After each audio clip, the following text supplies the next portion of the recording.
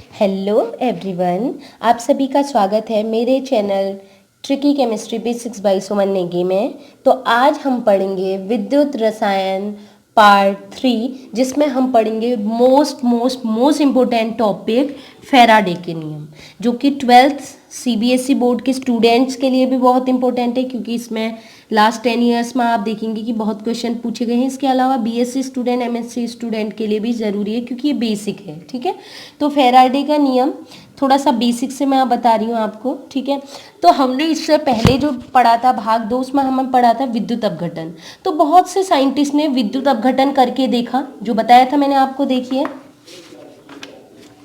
ये बताए थे, डायग्राम बताए थे विद्युत अपघटन करके। तो बहुत से साइंटिस्ट ने यही करके देखा, विद्युत अपघटन करके देखा। तो उन्हीं में एक साइंटिस्ट फैराडे भी थे। तो सभी ने कहा भाई विद्युत अपघटन हो रहा है, H2 गैस H2 गैस उत्पन्न हो रही है, या क्लोरीन गैस उत्पन्न हो रही है, या फिर कॉपर विस्थापित हो रहा है। इस टाइप से सभी ने किया, बट हुआ क्या, फैराडे ने कहा कि ये तो हम कह रहे हैं कि हाइड्रोजन गैस जमा हो रही है, क्लोरीन गैस जमा हो रही है, कॉपर उसमें एकत्रित हो रहा है, लेकिन कितनी मात्रा में एकत्रित हो रहा है, और कितनी विद्युत धारा लगा के कितना ज्यादा एकत्रित होगा, कम लगाऊं तो क्या होगा, ज्यादा लगाऊं तो क्या होगा। तो उन्होंने इसके लिए प्रैक्टिकल किए। ठीक है, विद्युत धारा ज्यादा लगा के, कम लगा के, ठीक है, मात्राएं देखी कितनी एकत्रित हो रहे हैं। तो देखिए 1834 में माइकल साइन, ये देखिएगा सन में चेंज हो सकता है, माइकल फैराडे ने विद्युत अपघटन के मात्रात्मक पक्ष, मात्रा का मतलब है कि कितनी मात्रा में विद्युत धारा की दूं, कि कितना अमाउंट, जब भी बात हो 2 ग्राम 3 ग्राम, मतलब जब भी मात्रा की बात हो तो इसका मतलब है, उसको इंग्लिश में बोलते हैं क्वांटिटेटिव। ठीक है, अभी तो हमने केवल ये कहा कि विद्युत धारा प्रवाहित करेंगे, हाइड्रोजन गैस उत्पन्न होगी, क्लोरीन गैस उत्पन्न होगी। ये नहीं बताया ना कि कितनी हाइड्रोजन गैस उत्पन्न होगी। जब हम बात करेंगे कितनी की, कितनी मात्रा, तब उसको बोलेंगे मात्रात्मक पक्ष की व्याख्या करने के लिए उत्पाद की मात्रा, ठीक है, जितना उत्पाद बना है, और विद्युत की मात्रा, जितना हमने विद्युत प्रवाहित किया है, उन दोनों के बीच, किस किस के बीच कितना उत्पाद बना और कितना विद्युत आपने प्रवाहित किया, इन दोनों के बीच एक संबंध विस्थापित, मतलब एक संबंध दिया, जिसे हम कहते हैं क्या, फैराडे का नियम। तो फैराडे का नियम सिंपल है, देखिएगा कुछ नहीं है। फैराडे के नियम को 2 भागों में हम विभाजित करेंगे, प्रथम नियम और द्वितीय नियम। प्रथम नियम क्या कहता है उसको मैं आपको बता रही हूँ, फिर मैं समझाऊंगी कि कैसे है। देखिए प्रथम नियम क्या कहता है, आप पहले कंडीशन समझिए। आपने एक विद्युत अपघटनी सेल लिया है, उसमें इसे देखिए, विद्युत अपघटनी सेल लिया है, उसके उसमें एक विद्युत अपघट्टी डाल दी है, जैसे HCl डाल दिया। ठीक है, इस विद्युत अपघट्टी की बात करें तो इसमें हमने मेटल रॉड, धातु की छड़ें डुबो दी, जिन्हें हम कहेंगे इलेक्ट्रोड, एनोड और कैथोड। इन दोनों को, एनोड को बैटरी के धन सिरे से जोड़ दिया और कैथोड को बैटरी के ऋण सिरे से जोड़ दिया। ठीक है, अब हमने यहाँ से बैटरी की सहायता से ऊर्जा दी इसको, कौन सी, विद्युत ऊर्जा। ठीक है, यहाँ से विद्युत प्रवाहित की, विद्युत ऊर्जा प्रवाहित की। तो जैसे विद्युत ऊर्जा प्रवाहित करेंगे तो ये जो आयन्स होंगे, HCl जो है वो आयनों में टूटेगा, H positive ion negative electrode की ओर और Cl निगेटिव आयन एनोड की ओर। तो Cl निगेटिव जैसे यहाँ आएगा तो क्लोरीन गैस बनाता है, मैंने बताया था क्लोरीन गैस बनाएगा, और हाइड्रोजन जैसे ही यहाँ इकट्ठा होगा तो H2 गैस मुक्त करता है। तो विद्युत धारा प्रवाहित करके हाइड्रोजन गैस उत्पन्न हुई या फिर क्लोरीन गैस उत्पन्न हुई, तो उसका नियम कहता है कि हम जितनी विद्युत धारा प्रवाहित करेंगे, जितनी विद्युत धारा बैटरी के माध्यम से प्रवाहित होगी, जितनी विद्युत प्रवाहित होगी, ठीक है, विद्युत की मात्रा, उतनी ही मात्रा इस पदार्थ का यहाँ पर एकत्रित होगा। ये तो गैस बनाएगा, उतना ही गैस यहाँ पर इकट्ठी हो जाएगी या निर्मुक्त हो जाएगी। तो विद्युत अपघटन में, जब विद्युत आप अपघटन कर रहे होंगे, विद्युत अपघटन में किसी भी इलेक्ट्रोड पर एकत्रित अथवा मुक्त, एकत्रित मतलब जैसे कॉपर एकत्रित होता है, ठोस पदार्थ एकत्रित होते हैं, और मुक्त की बात करें, रिलीज क्या हुई, हाइड्रोजन गैस मुक्त होंगी। तो एकत्रित और मुक्त उत्पाद की मात्रा जो भी बन रहा है उस इलेक्ट्रोड पर, मात्रा उस विलयन में प्रवाहित विद्युत की मात्रा के समानुपाती होता है। मतलब जितनी विद्युत धारा, जितनी विद्युत की मात्रा ज्यादा से ज्यादा प्रवाहित करोगे उतना ज्यादा द्रव्यमान, उतना ज्यादा उत्पाद मिलेगा आपको इलेक्ट्रोड पे। तो हम डेरिवेशन कर लेते हैं इसका। इलेक्ट्रोड पर एकत्रित उत्पाद का द्रव्यमान, जो आप उत्पाद बना है उसका द्रव्यमान कितना होगा, वो निर्भर करेगा, समानुपाती होगा जितना विद्युत की मात्रा आपने प्रवाहित की है, ठीक है, जितना विद्युत आवेश आपने उसमें डाला है।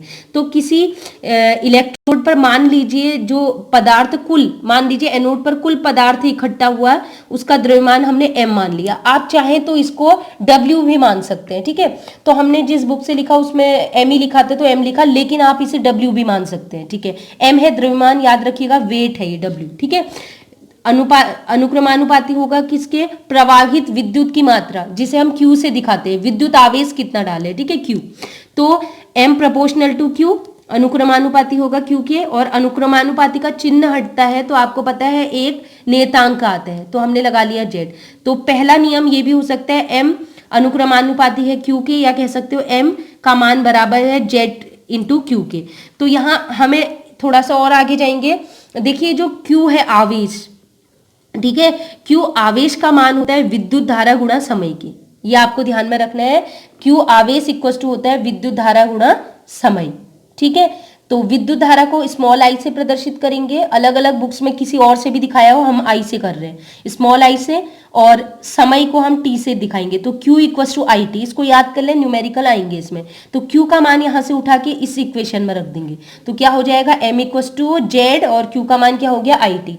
तो ये आ गया हमारा फैराडे का प्रथम नियम, m equal to Z I T, जहां m है इलेक्ट्रोड पर जो भी उत्पाद बना है उसकी द्रव्यमान, उसकी मात्रा कुल, और t है कितने समय तक विद्युत धारा प्रवाहित की, और I है विद्युत धारा कितनी प्रवाहित की उसकी मात्रा, और Z जो होता है, इसको ध्यान रखिएगा बच्चों, Z है विद्युत रासायनिक तुल्यांक, इसको इंग्लिश में कहते हैं इलेक्ट्रोकेमिकल इक्विवेलेंस।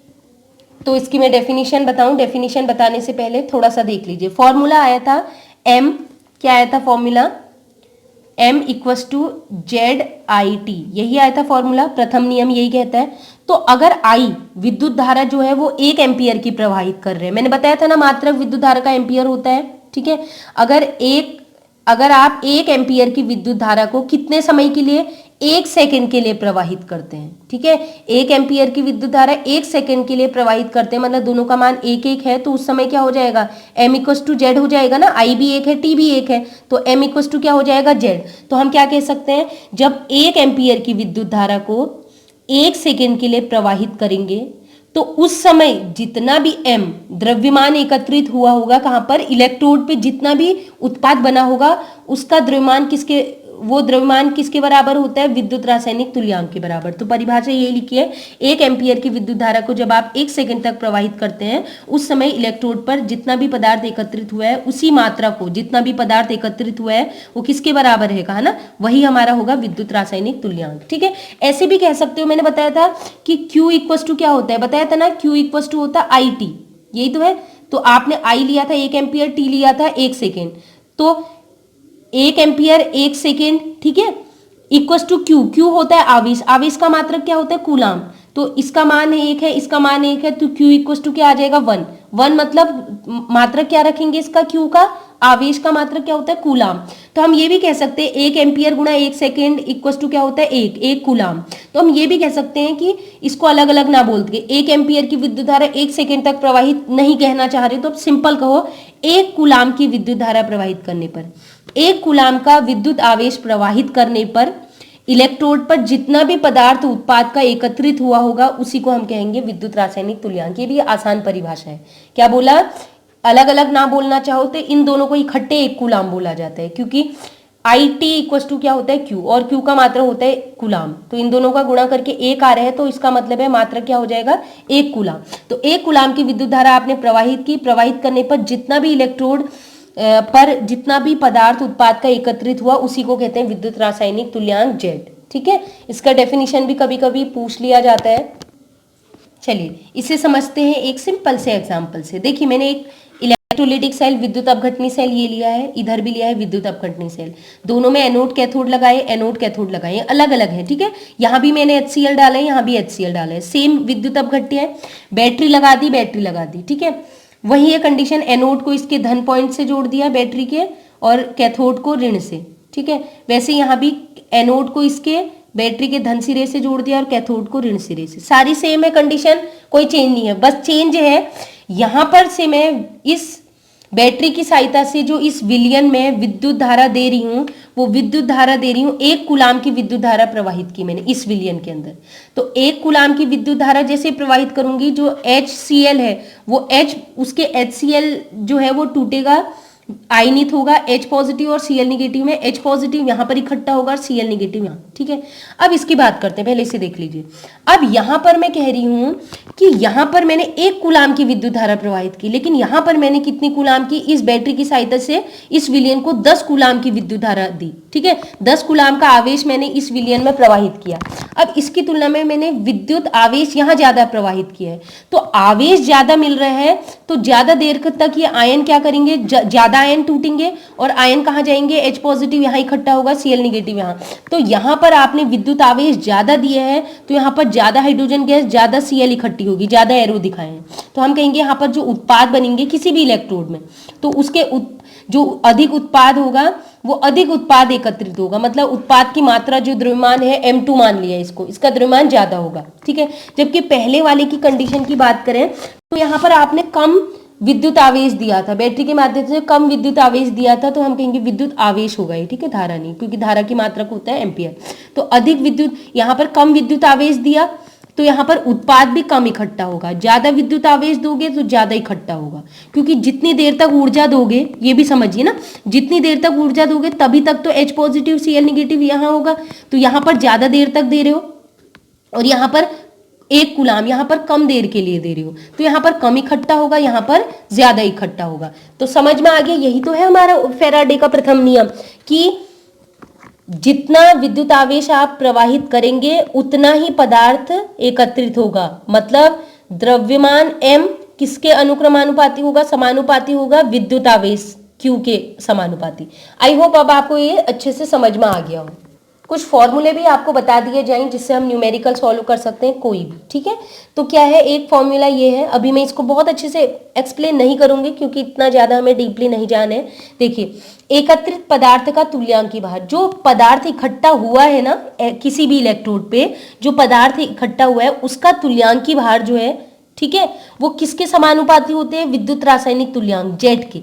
मतलब जितना ज्यादा Z का मान होगा उतना ही ज्यादा उस पदार्थ का तुल्यांकी भार, या कह सकते हैं जितना ज्यादा उस पदार्थ का तुल्यांकी भार होगा Z का मान उतना ज्यादा। इससे आप न्यूमेरिकल भी सॉल्व कर सकते हैं इस तरीके से। वो क्वेश्चन कहेगा कि एक पदार्थ है उसका तुल्यांकी भार कम है, एक का ज्यादा है, किसका विद्युत रासायनिक तुल्यांक ज्यादा होगा, तो आप कहोगे जिसका तुल्यांकी भार कम उसका विद्युत रासायनिक तुल्यांक भी कम, जिसका तुल्यांकी भार ज्यादा उसका विद्युत रासायनिक तुल्यांक भी ज्यादा, ठीक है। तो हम कह सकते हैं तुल्यांकी भार को E से दिखाते हैं, EW इक्विवेलेंट वेट। मैंने नॉर्मलता वाले में पढ़ाया था बच्चों, आपको अगर नहीं पढ़ा है तो प्लीज वीडियो को देखें, ठीक है। जो मैंने पहले विलियन वाला चैप्टर पढ़ाया था उसमें नॉर्मलता में देखिए तुल्यांकी भार। तो EW तुल्यांकी भार प्रोपोर्शनल टू विद्युत रासायनिक तुल्यांक Z। अब ये अनुक्रमानुपाती का चिन्ह हटेगा तो एक नियतांक आएगा, उसको कहते हैं F, फैराडे, ठीक है। तो अब क्या करेंगे, हमें निकालना है Z का मान, तो F को यहाँ ले जाएंगे इसके अपॉन में, तो विद्युत रासायनिक तुल्यांक Z इक्वल टू हो जाएगा E/F, ठीक है। अब तुल्यांकी भार कैसे निकालते हैं ये भी मैं आपको बता देती हूँ। तुल्यांकी भार अगर आपने नॉर्मलता वाली वीडियो नहीं देखी एक बार देख लें, यहाँ पर शॉर्ट में बता रही हूँ। तो तुल्यांकी भार इक्वल टू होता है ग्राम मोलिकुलर मास, मतलब अणुभार, जो भी चीज दी होगी, अणु दिया होगा तो अणुभार निकालोगे, अगर एटम दिया होगा, परमाणु दिया होगा तो GM ग्राम एटॉमिक वेट निकालोगे, ठीक है, अपॉन NF, इसको बोलते हैं N फैक्टर, या इसको आप ये समझ सकते हो, या तो संयोजकता मान लो N स्मॉल n और उसके नीचे छोटा सा f लगाना, N फैक्टर इसे कहते हैं, ठीक है। ये प्रदर्शित करता है या तो त्यागे गए इलेक्ट्रॉन या ग्रहण किए गए इलेक्ट्रॉन, जिसे हम कहते हैं संयोजकता। तो ये संयोजकता को प्रदर्शित करता है, ठीक है। तो अब इसी फॉर्मूले में हम EW की जगह मान रख लेते हैं, किसका, इसका, ठीक है। तो EW का मान रख दो इसमें GMM/NF और नीचे आ गया F। ये NF है त्यागे गए या ग्रहण किए गए इलेक्ट्रॉनों की संख्या, और F है फैराडे, ठीक है, फैराडे नियतांक, और इसका मात्रा मान होता है 96500, मतलब 96,500, ये याद रखना है, फिक्स होता है, नियतांक है तो इसका मान स्थिर रहता है, ठीक है। अब प्रथम नियम था क्या? प्रथम नियम अभी हमने पढ़ा था m equals to Z I T, यही तो था प्रथम नियम, m equals to Z I T. तो जेड का मान यहां से निकाल के यहां रख देते हैं, ठीक है। GMM ग्राम मोलिकुलर मास बट्टे n factor into f into I T का मान वैसे ही रहेगा। अब आप क्या करेंगे, एक फॉर्मूला और बता रही हूँ, इस अगर m दिया है, GMM दिया है, IT दिया है, ठीक है, NF निकालना है या फिर I निकालना है, ठीक, जो भी इनमें से कोई एक चीज नहीं पता होगी और सारी चीजें पता होंगी आपको, ठीक है। या फिर एक फॉर्मूला और आएगा, मैं क्या करूंगी, GMM को इसके बट्टे में ले जाऊंगी, अपॉन में ले गई। अब M जो है वो है द्रव्यमान, भार, ग्राम में द्रव्यमान होगा, ठीक है, जो उत्पाद का एकत्रित हुआ है, ग्राम में द्रव्यमान। इसे हम W भी तो दिखाते थे ना, मैंने बोला था W भी लिख सकते हैं या M लिखो, ठीक है। तो ये है द्रव्यमान या W। तो W अपॉन GMM मैंने बताया था क्या होता है, मोलों की संख्या, पढ़ा था ना पहले मोलों, जब विलियन वाला चैप्टर पढ़ रहे थे, एक बार वीडियो जरूर देखें, मैं आपसे वही कह रही हूँ जिसने नहीं पढ़ा है, तो ये लिंक है ये चैप्टर। तो W या M अपॉन GMM जो होता है ग्राम में द्रव्यमान बट्टे अणुभार, ये इसका मान होता है मोलों के बराबर, n, स्मॉल n। तो इसीलिए कह रही थी इसको NF लिख लेना, इसको n, ये है मोलों की संख्या, तो इसके मान की जगह हमने रख दिया n इक्वल टू हो जाएगा IT अपॉन NF। तो ये फॉर्मूला भी याद कर लीजिए, कहीं पर आपको जरूरत पड़ सकती है, उसने मोल दिए हों, आपको I या T निकालना हो, या आपको ITF सब कुछ दिया हो, मोल निकालने हो, तब ये लगाओगे। अगर द्रव्यमान दिया है कि इतना पदार्थ एकत्रित हुआ है ग्राम में, तो ये फॉर्मूला लगेगा। तो इनको याद कर लीजिए, जो भी फॉर्मूले मैंने ब्रैकेट में लिखे हैं ये आपके बहुत काम आएंगे। तो यहाँ पर बता देती हूँ, GMM है एकत्रित पदार्थ का अणुभार, ठीक है, परमाणु भार भी हो सकता है अगर परमाणु एकत्रित हुआ तो। इसके अलावा I है एम्पियर में विद्युत धारा, एम्पियर में दिया होगा आपको, ठीक है। T होगा समय, और ध्यान रखना है सेकेंड में है, रखना है, मिनट में दिया है तो सेकेंड में बदलेंगे। NF होता है N फैक्टर कहते हैं, या ये होता है संयोजकता, या आप ऐसे नहीं समझ रहे हैं तो आप बस उसके ऊपर देख लेना आवेश कितना है, ठीक है। जितना आवेश है पॉजिटिव नेगेटिव चार्ज, उतना ही वो इलेक्ट्रॉन ग्रहण करेगा या त्यागेगा। और F होता है फैराडे नियतांक, F होता है फैराडे नियतांक, और स्मॉल m होता है एकत्रित पदार्थ का द्रव्यमान, जिसे आप W भी लिख सकते थे, वो ग्राम में होगा। और स्मॉल n जो होता है, ये NF था, ये है स्मॉल n, ये होते हैं मोलों की संख्या, ठीक है। तो अब हम नेक्स्ट पॉइंट पढ़ते हैं, इसमें शब्द आया फैराडे नियतांक। तो ये फैराडे क्या चीज है, ठीक है। तो फैराडे क्या है देखिएगा, फैराडे जो साइंटिस्ट हैं उनके नाम पर नियतांक पड़ा है। तो ये फैराडे को कैपिटल F से दिखाते हैं। तो क्या है, मान लीजिए आपने एक वही विद्युत अपघटनी सेल लिया है, ठीक है, विद्युत अपघटनी सेल लिया है, उसमें आपने देखा, आपको मैंने कह दिया है कि किसी भी एक इलेक्ट्रोड में, चाहे एनोड हो या कैथोड हो, उसमें आपने कॉपर एकत्रित करना है। जो विलियन लिया था कॉपर सल्फेट का लिया था, तो मैंने बोला उस एनोड पे आपको कॉपर एकत्रित करनी है। कितनी कॉपर एकत्रित करनी है, 1 ग्राम तुल्यांक की। कितना बोला मैंने, 1 ग्राम तुल्यांक की आपने क्या करना है, 1 ग्राम तुल्यांक की कॉपर इकट्ठी करनी है, हाइड्रोजन गैस इकट्ठी करनी है, 1 ग्राम तुल्यांक की क्लोरीन गैस इकट्ठी करनी है, एकत्रित करनी है। तो उतना 1 ग्राम तुल्यांक की पदार्थ उत्पाद को एकत्र करने के लिए जितनी भी आप आवश्यक विद्युत मात्रा, जितनी भी विद्युत आवेश उसमें प्रवाहित करोगे, उसी विद्युत आवेश को हम क्या कहते हैं, फैराडे। समझ में आया।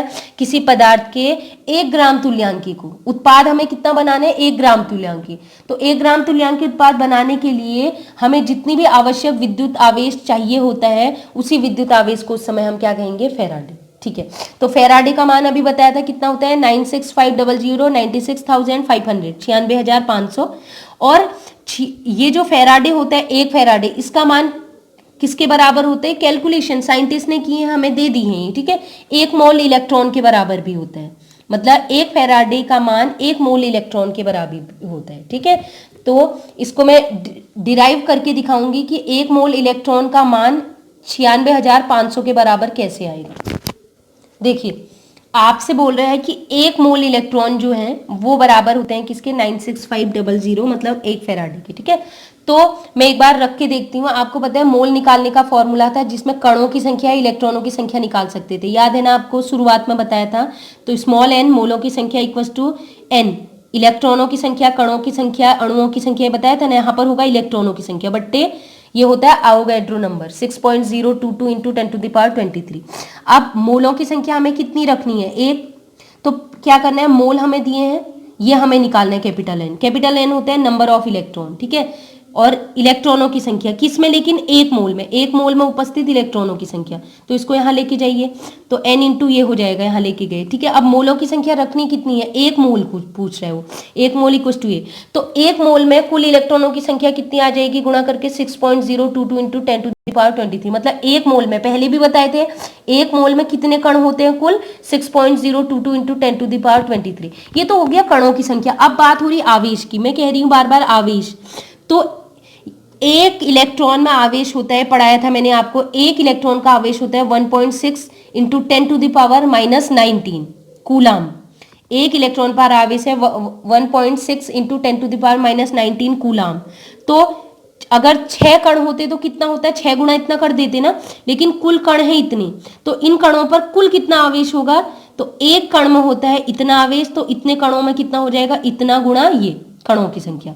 तो जब इनको आप गुणा करेंगे तो गुणा करने पर आ रहे हैं 96,485, ठीक है, एग्जैक्ट वैल्यू इसकी है कूलाम, लेकिन इसको हम मान लेते हैं लगभग अप्रोक्स 00 के इक्वल ले लेते हैं, ठीक है। तो 485 किसके नजदीक है, 00 वाला 500, तो इसकी वैल्यू हम मान लेते हैं 96,500, लेकिन 485 भी लिखे तब भी चलेगा, ठीक है। तो एक फॉर्मूला भी मैं आपको बता देती हूँ, एक और इस पे न्यूमेरिकल आए हुए हैं, तो इसलिए 12th वाले स्टूडेंट भी और बीएससी के लिए भी, ठीक है। Q आवेश इक्वल टू होता है n factor into f, n factor है त्यागे गए या ग्रहण करे गए इलेक्ट्रॉनों की संख्या है, संयोजकता, और f होता है फेराडे। फेराडे का मान हम आप हमेशा इतना ही रखेंगे 96,500। तो जैसे कि क्वेश्चन है, एक मोल Ag पॉजिटिव का आवेश कितना होगा, एक मोल Ag पॉजिटिव का मान, तो आप फॉर्मूला लगाएंगे Q equal to NF F, तो Ag पॉजिटिव कितना, ट्रिक बता रही हूँ, 1 पॉजिटिव चार्ज है, मतलब NF का मान कितना हो जाएगा 1 इंटू फेराडे, फेराडे का मान होता है 96500, एक का गुणा इससे करेंगे इतना आएगा। Cu2 पॉजिटिव, N फैक्टर कितना हो जाएगा, मतलब 2 पॉजिटिव, मतलब ये 2 इलेक्ट्रॉन ग्रहण करेगा, ठीक है। तो NF हो गया हमारा 2, और F तो फॉर्मूला तो वही ना, फेराडे का मान हमेशा उतना ही रहेगा, तो गुणा करेंगे, तो गुणा करने पर जो भी वैल्यू आएगी वो हो जाएगा एक मोल Cu2 पॉजिटिव का आवेश आ जाएगा कुल, ठीक है। Q आ रहे हैं ना यहाँ पर, Q equal to NF, Q निकल के आ रहे हैं, आवेश है, और कूलाम में आएगा, ठीक है। और एक मोल Al3 पॉजिटिव, तो N फैक्टर कितना हो जाएगा, NF कितना हो जाएगा 3 पॉजिटिव, मतलब 3 इलेक्ट्रॉन ग्रहण करेगा, तो NF हो जाएगा 3 इंटू F का मान हमेशा वही रहता है 96500, इसको गुणा कर देना, तो मल्टीप्लाई करके जो भी आएगा कूलाम में वैल्यू ये हमारी होगी, एक मोल Ag पॉजिटिव का आवेश, एक मोल Cu2 पॉजिटिव का आवेश, एक मोल Al3 पॉजिटिव का आवेश, ठीक है। आप और भी इस तरीके के क्वेश्चन सॉल्व कर सकते हैं। देखिए पहला नियम ही ज्यादा इंपॉर्टेंट है, उसी पर बेस्ड सारे न्यूमेरिकल है, होता है सेकंड नियम पर भी होगा, लेकिन ज्यादा इंपॉर्टेंस उसी को दी जाती है। अब हम पढ़ते हैं फेराडे का द्वितीय नियम, ये भी कहीं ना कहीं पहले वाले नियम पर ही आधारित है, लेकिन ये नियम क्या कहता है, ये नियम जैसे उसने बोला था किसी विद्युत अपघटनी सेल में, किसी एक सेल की बात की थी, ये कहता है कि मैंने एक से ज्यादा, इसने क्या किया है फेराडे ने अपने सेकंड नियम को प्रतिपादित करने के लिए एक से ज्यादा विद्युत अपघटनी सेल लिए, ठीक है, उनको श्रेणी क्रम में रखा और आपस में कनेक्ट कर दिया, ठीक है। एक से ज्यादा विद्युत अपघटनी सेल लो, उनको आपस में कनेक्ट कर दो सभी को, ठीक है। कनेक्ट करने के बाद उन्होंने विद्युत धारा प्रवाहित की, ठीक है, आवेश प्रवाहित किया, तो प्रवाहित करने पर उन्होंने देखा, क्या देखा, उन्होंने देखा कि उनका किसी भी पदार्थ, जो पदार्थ एकत्रित हो रहा है, हर इलेक्ट्रोड में जो भी पदार्थ एकत्रित हो रहा है उसका तुल्यांकी भार जितना ज्यादा होगा, ठीक है, उसका तुल्यांकी भार जितना ज्यादा होगा उतना ही ज्यादा इकट्ठा होगा वो पदार्थ उत्पाद, ठीक है। तो ये नियम हो गया, जब समान विद्युत की मात्रा, मतलब सभी एक से ज्यादा जितने भी आपने विद्युत अपघटनी सेल लिए हैं उनमें समान विद्युत आवेश आप डाल रहे हैं, तो समान विद्युत की मात्रा भिन्न भिन्न विद्युत अपघट्यों वाले विलयन में प्रवाहित की जाती है, तो इलेक्ट्रोड पर एकत्रित या मुक्त हुए उत्पाद की मात्रा उनके तुल्यांकी भार के समानुपाती होती है। समझ में आ गया, जितना ज्यादा तुल्यांकी भार उतना ज्यादा एकत्रित होगा उत्पाद, ठीक है। तो हम कह सकते हैं एकत्रित पदार्थ या उत्पाद की मात्रा किसके अनुक्रमानुपाती होगा, तुल्यांकी भार के। तो एकत्रित पदार्थ का द्रव्यमान या मात्रा को हम स्मॉल m से दिखाते हैं, द्रव्यमान है ये, W भी दिखा सकते हैं, तुल्यांकी भार को EW, ठीक है। तो प्रोपोर्शनल हटेगा तो एक कांस्टेंट आएगा, ठीक है, एक स्थिरांक आएगा जिसे हम जेट कहते हैं, और जेट किसे कहते हैं, विद्युत रासायनिक तुल्यांक। तो E को इसके अपॉन में ले जाओ तो m upon E equal to हो गया Z, यही आया। पहले वाले नियम में कहा था पदार्थ की मात्रा कितना एकत्रित होगा और आवेश के बारे में, क्यू के बारे में। यहां पर आवेश की बात नहीं हो रही है क्योंकि आवेश हम बराबर प्रवाहित कर रहे हैं, तो उसने तुल्यांकी भार के बीच संबंध निकाला। तो हमने देख लीजिए यहां पर मैंने एक विद्युत अपघटनी सेल बनाए हैं, 3 विद्युत अपघटनी सेल बनाए हैं। एक में हमने डाइल्यूट H2SO4 भरा है, एक्वस लिखा है मतलब जल में घोला है, कॉपर सल्फेट विलयन जल में घोला है और तीसरे में AgNO3 विलयन जल में घोला गया है। ठीक है, अब दोनों में एनोड कैथोड मैंने शो नहीं कर रखा, एनोड कैथोड। ठीक है, यहां भी ये हो जाएगा पहली इलेक्ट्रोड एनोड कैथोड, वो तो बताया था, आप समझ लीजिए एनोड कैथोड। ठीक है, अब क्या करना है, इनको आपस में कनेक्ट करना है। देखिए कैसे कनेक्ट है, ये एनोड वाला इधर एमीटर और ये विद्युत प्रतिरोध है, इसके अलावा की कुंजी लगाई है और यहाँ पर बैटरी से जोड़ रखा। ठीक है, ठीक है, तो श्रेणी क्रम में ये जुड़े हुए हैं। ठीक, अब इसका बैटरी का इसका दूसरा सिरा भी लास्ट वाले विलियन से जोड़ दिया है। अब ये विलियन को बीच वाले से भी तो कनेक्ट करना है ना, तो ये वाला जो कैथोड होगा वो दूसरे विलियन के एनोड से जुड़ेगा। वैसे ये वाला एनोड के बाद ये क्या आ गया, कैथोड इसके एनोड से जुड़ा है, तो कहीं ना कहीं आपस में कनेक्ट हो गया। देखिए यहाँ से देखते हैं, ये गए, यहाँ से पहुंचे, कनेक्ट होना चाहिए पूरा, ये विलियन में पहुंचे, फिर यहाँ पहुंचे, यहाँ पहुंचे और ये करके पूरा कनेक्ट हो गया ना। तो ध्यान रखना है सर्किट पूरा होना बहुत जरूरी है, परिपथ पूरा होना जरूरी है। अब वही है कंडीशन। ठीक है, विद्युत अपघटन मैंने आपको पहले भी बताया, यहाँ पर विलियन में H2SO4 को घोलेंगे तो H पॉजिटिव आयन बनेंगे H2SO4 से, और पानी से भी H पॉजिटिव आयन, तो दोनों के दोनों H पॉजिटिव यहाँ पहुंचेंगे। ठीक है, तो इसमें तो कुछ सोचने वाली बात नहीं है।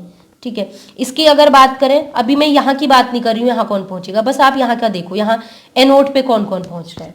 ठीक है, उसने कहा था किसी एक इलेक्ट्रोड पे, मैंने सभी के एनोड पे क्या क्या इकट्ठा हुआ है वो देखें। आप चाहें तो कैथोड पे क्या क्या इकट्ठा हुआ है ये भी देख सकते हैं। ठीक है, तो अब वही है, यहाँ कॉपर सल्फेट घोला है पानी में, तो यहाँ पर H पॉजिटिव और Cu2 पॉजिटिव आयन होंगे। तो मैंने बताया था कि Cu2 पॉजिटिव की आयन की पावर ज्यादा होती है H पॉजिटिव की तुलना में यहाँ पहुंचने की, तो यहाँ पर कॉपर मिलेगा उत्पाद। यहाँ पर Ag पॉजिटिव आयन और साथ में H पॉजिटिव आयन है, तो Ag पॉजिटिव की पावर ज्यादा होती है एनोड में पहुंचने की बजाय किसके, H पॉजिटिव के। इसीलिए कहा था विद्युत अपघटन वाली वो वीडियो जरूर देखें, उसमें ट्रिक बताई है कि कौन पहुंचेगा। यहाँ पर 2 आयन है ना, पानी में घुला है तो H पॉजिटिव आयन भी होगा, तो दोनों के बीच फाइट होगा कि हम पहुंचेंगे जल्दी। चलिए, तो जो भी है, यहाँ कॉपर पहुंचेगा, यहाँ पर हाइड्रोजन गैस पहुंचेगी और यहाँ पर Ag पहुंचेगा उत्पाद के रूप में। अब हम बात करते हैं। ठीक है, तो देखिए अब लगाते हैं फेराडे का द्वितीय नियम। फेराडे का द्वितीय नियम कह रहा है कि फेराडे के द्वितीय नियम क्या निकाला था, अभी इसको देख लीजिए आप, M/E = Z। तो इस विलियन को श्रेणी क्रम में जोड़ दिया गया, आपस में पूरा परिपथ कंप्लीट कर दिया, विद्युत धारा प्रवाहित की, यहाँ से बैटरी से विद्युत धारा प्रवाहित कर रहे हैं, इस विलियन में समान विद्युत धारा प्रवाहित की जा रही है। तो समान विद्युत धारा प्रवाहित करने पर यहाँ पर जो पदार्थ, मतलब यहाँ पर कौन एकत्रित होता है, हाइड्रोजन गैस। तो हाइड्रोजन गैस जो एकत्रित हुई होगी वो किस पर निर्भर करेगी, किसके समानुपाती होगी, हाइड्रोजन गैस के तुल्यांकी भार के बराबर। ठीक है, तो क्या हो जाएगा, फॉर्मूला लगाते हैं यही M/E वाला। तो M होता है मुक्त हाइड्रोजन गैस का द्रव्यमान बटे E होता है हाइड्रोजन का तुल्यांकी भार, है =Z। ठीक है, ऐसे ही इस विलयन की बात करें तो यहाँ पर एकत्रित कॉपर का द्रव्यमान बट्टे नीचे आ जाता है क्या, तुल्यांकी भार। कॉपर Cu, केवल Cu का देखोगे, पूरे विलयन का नहीं, जो यहाँ पर जा रहे हैं केवल उसका देखेंगे, कॉपर का तुल्यांकी भार अपॉन यहाँ पर कौन पहुंचा, Ag। तो एकत्रित यहाँ पर Ag कितना एकत्रित हुआ अपॉन Ag का तुल्यांकी भार। ये मैं अपॉन कैसे लगा रही हूँ, इस फॉर्मूले से, इन सभी का मान Z, ये तुल्यांक के बराबर हो जाएगा। ठीक है, तो अब इसको अगर हम पहले वाले विलयन का द्रव्यमान M1 मान ले, तुल्यांकी भार E1 मान ले, और इसका द्रव्यमान हम M2 मान ले, दूसरे का E2, और वैसे तीसरे विलयन का हम द्रव्यमान मान ले जो एकत्रित हुआ है वो N3, और इसका तुल्यांकी भार E3 मान ले, तो इनका सभी का मान किसके, इसका मान भी Z के बराबर है, बताया था ना, इसका मान भी =Z होगा, इसका मान भी Z, मतलब इन तीनों का मान, इसका मान Z के बराबर, इसका मान भी Z के बराबर, इसका मान भी Z के बराबर। इसका मतलब है इन सभी का मान अगर Z के बराबर है तो इसका मतलब ये आपस में भी बराबर है।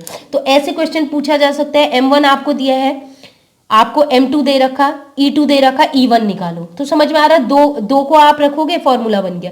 अगर आपसे इन दोनों के बारे में पूछा है तो आप इन दोनों को, तो समझ में आ गया ना, ऐसे बनाएंगे, M1/E1 = M2/E2 = M3/E3 = M4/E4, ऐसे करके बनते जाएंगे। तो नेक्स्ट आज हमने ये पढ़ लिया फैराडे के प्रथम नियम और द्वितीय नियम। आई होप आपको ये नियम अच्छे से समझ में आ गए हों और आप कभी ना भूलें।